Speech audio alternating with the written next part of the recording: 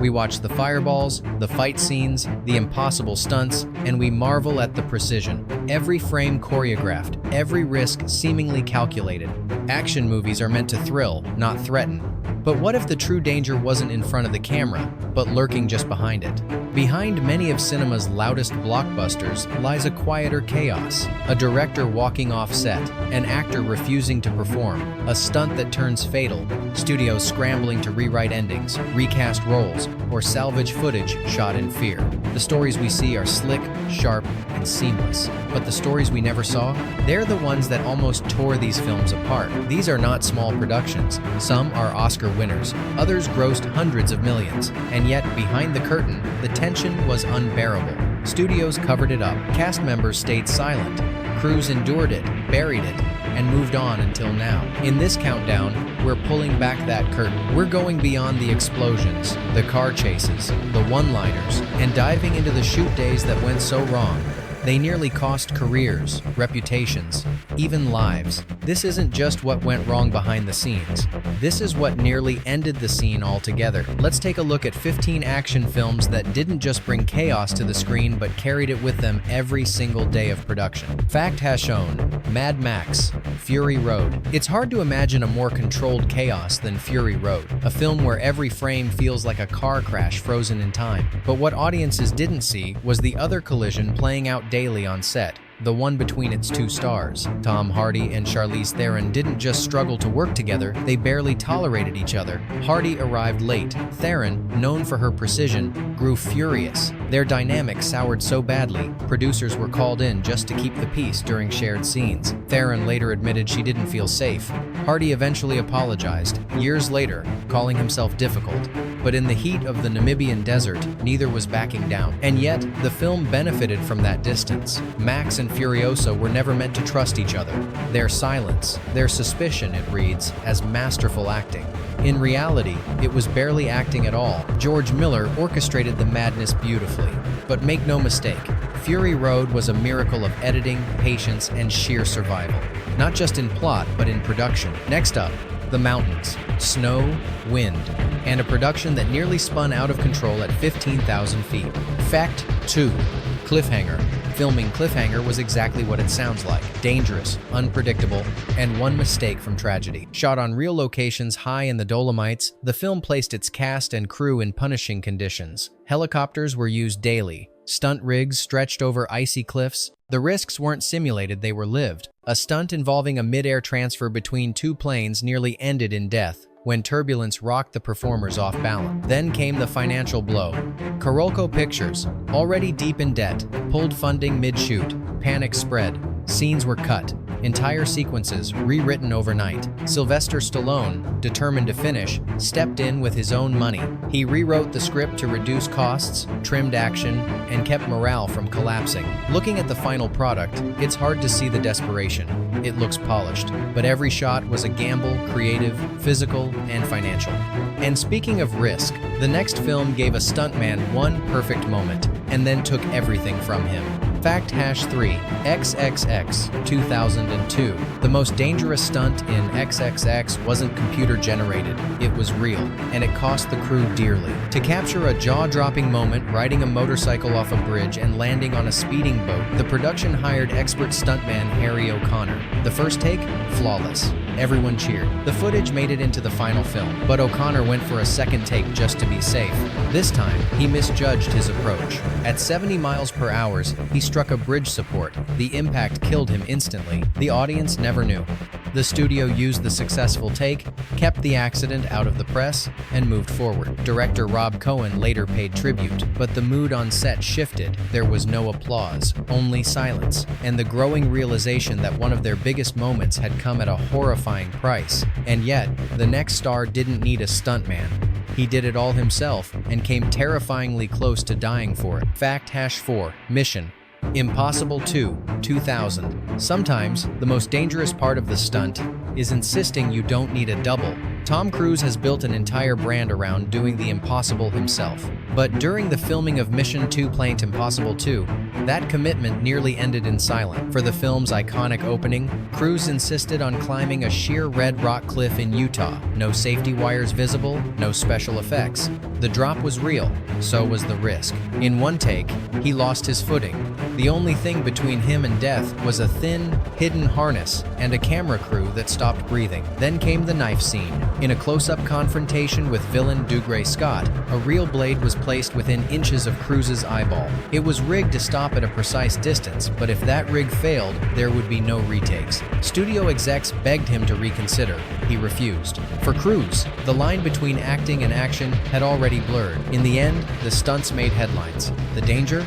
That part never did. Next, we submerge beneath the surface, literally, for a film that nearly drowned its stars in the pursuit of perfection. Fact #5. The Abyss, 1989. To understand The Abyss, you have to understand one thing. James Cameron doesn't believe in limits. For his underwater sci-fi epic, he transformed an abandoned nuclear reactor into a 7-million-gallon tank. The cast spent hours submerged each day, cut off from the surface. Communication was minimal. Panic, however, was always close. Ed Harris ran out of air during a take. He surfaced in a blind panic only to find no one waiting. He later called it one of the most traumatic moments of his career. Mary Elizabeth Mastrantonio, forced to repeat a CPR scene drenched and freezing, walked off set mid-shoot, screaming that they were being treated like machines. Crew members gave the set a nickname, The Abuse. Cameron pressed on. The film was finished, hailed for its groundbreaking visuals. But the pain behind the beauty lingered. For some, it was a masterpiece. For others, it was a memory they spent years trying to forget. And if drowning wasn't enough, the next set came with real bullets, cartel threats, and actors wondering if they'd make it through the week. Fact #6. Man on Fire, 2004. In Man on Fire, Denzel Washington plays a man consumed by violence in a city ruled by fear. And on set in Mexico City, reality came disturbingly close to fiction. Tony Scott insisted on shooting in real locations. Grit, he said, couldn't be faked. But the moment word spread that an American crew was in town, so did the threats. Local gangs issued warnings. Days later, a shootout broke out just blocks from set. Crew members were rushed into vans. Filming paused. A fixer working with the production was attacked. Security was doubled. Locations changed overnight. Some scenes were cut entirely. Scott clashed with producers who wanted a cleaner, safer version of the film. He refused. What made it to screen was brutal and personal because that's what filming had become. Washington later said the fear on his face in certain scenes wasn't acting. It was real. And while this production danced with death, the next one simply ran out of control on open water, with millions on the line. Fact #7. Waterworld, 1995. If ever a film embodied the phrase, too big to fail, it was Waterworld, until it almost did spectacularly. Set on a vast post-apocalyptic ocean, the production chose to film in open water off Hawaii. No green screens, no studio tanks, just the crew, the cast, and the sea. It didn't take long for nature to fight back. A storm wiped out the main floating set.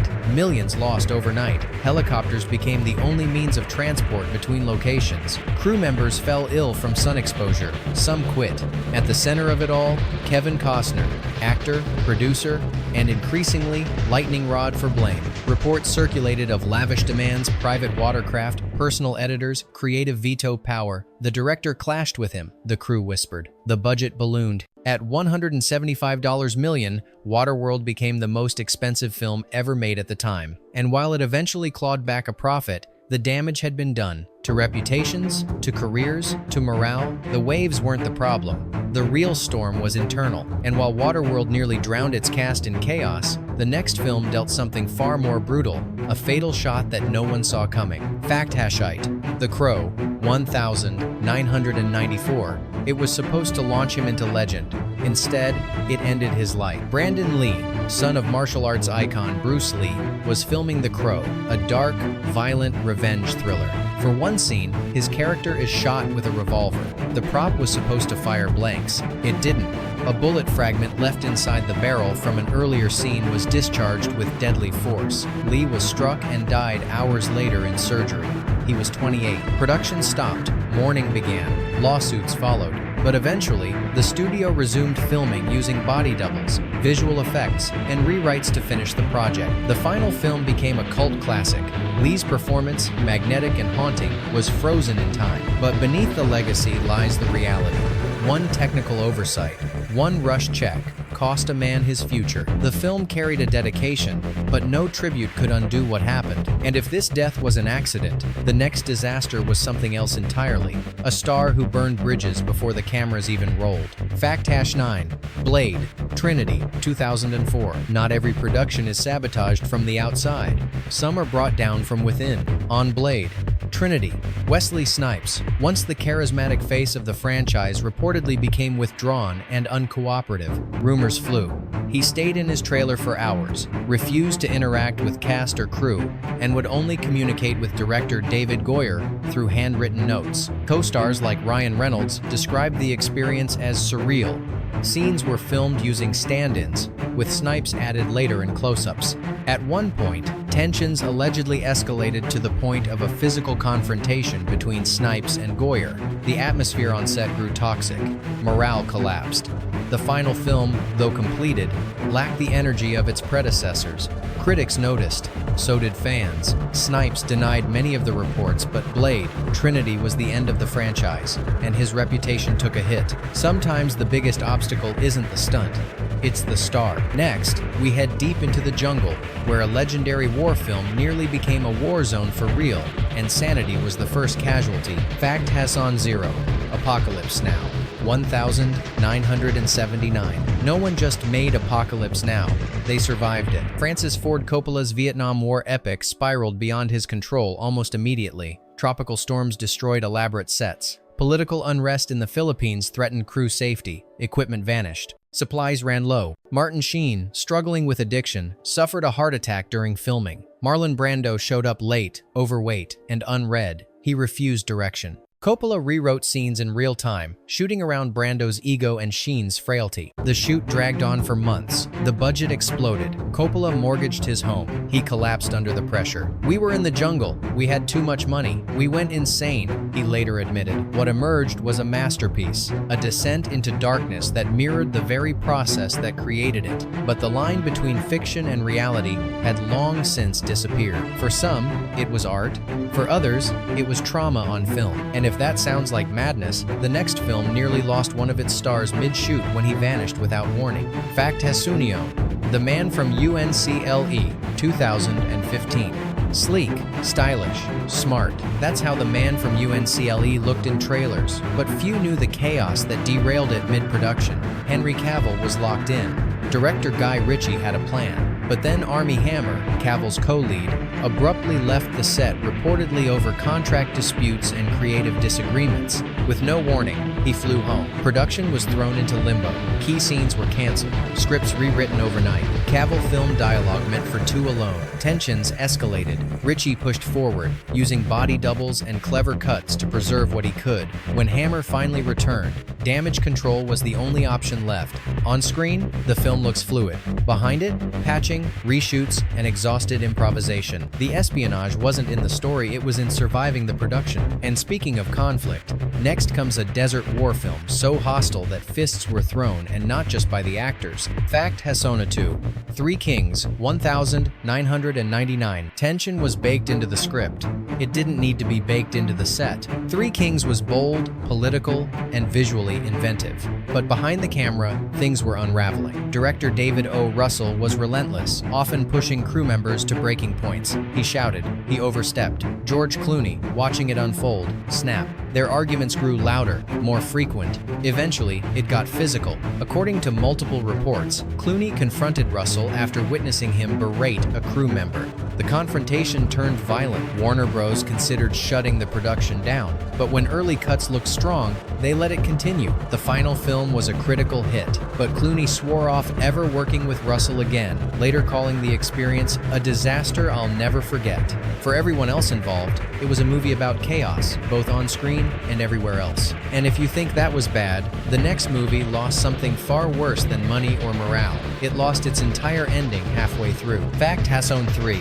World War Z, 2013. It was meant to be the start of a franchise. Instead, it became a case study in chaos. World War Z started Big Brad Pitt in the lead, international locations, a global zombie outbreak. But deep into production, something became clear. The ending didn't work. Audiences in early tests were confused. There was no emotional payoff, no clarity, just noise. So the studio did the unthinkable. They stopped everything. The original third act set in Moscow, filled with spectacle, was scrapped. Damon Lindelof and Drew Goddard were called in to rewrite the final 40 minutes of the movie. Entire sets were abandoned, months of footage thrown away. For over a month, the crew sat idle. Some feared cancellation. Brad Pitt, also producing, kept the ship afloat. When filming resumed, the tone shifted smaller, tenser, more human. Ironically, it worked. The film became a hit, but the path to that success was built on discarded film reels, rewrites done in panic, and a studio barely holding the seams together. But the next story doesn't end with a rewrite. It ends with a ghost, one the filmmakers had to digitally resurrect. Fact Hasson 4, Gladiator, 2000.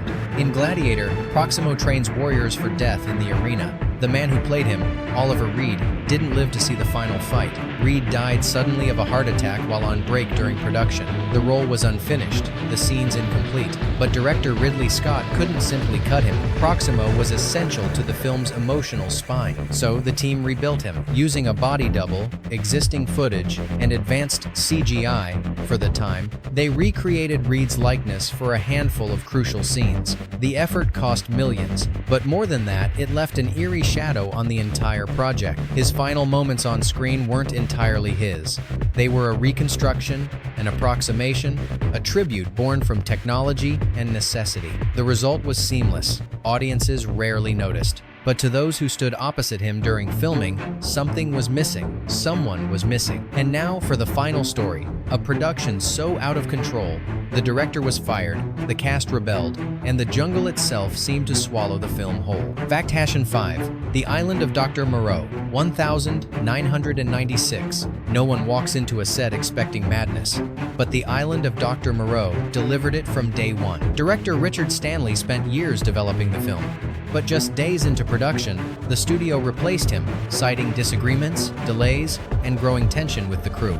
Stanley didn't go home. He stayed in the jungle, disguised as an extra, watching as his dream unraveled. John Frankenheimer took over. But the problems only escalated. Marlon Brando refused to follow the script, improvising wild dialogue and bizarre costume choices. Val Kilmer, grieving a personal loss, was distant, combative, and at times intentionally difficult. Crew morale collapsed. Extras wandered off set. Scenes were shot with no plan. Some days, no scenes were shot at all. The resulting film is incoherent, disjointed, a collage of chaos. But in a strange way, it captures the feeling of the shoot perfectly. Because by the end, no one was in control. Not the actors, not the director, and certainly not the studio. Bonus fact: Roar, 1981. Most dangerous film ever made? That's not a metaphor. It's the log line. Roar was a film shot with real lions, not trained ones, not CGI. Real, unpredictable, wild animals. And it wasn't just a cameo, they were the cast. Director Noel Marshall,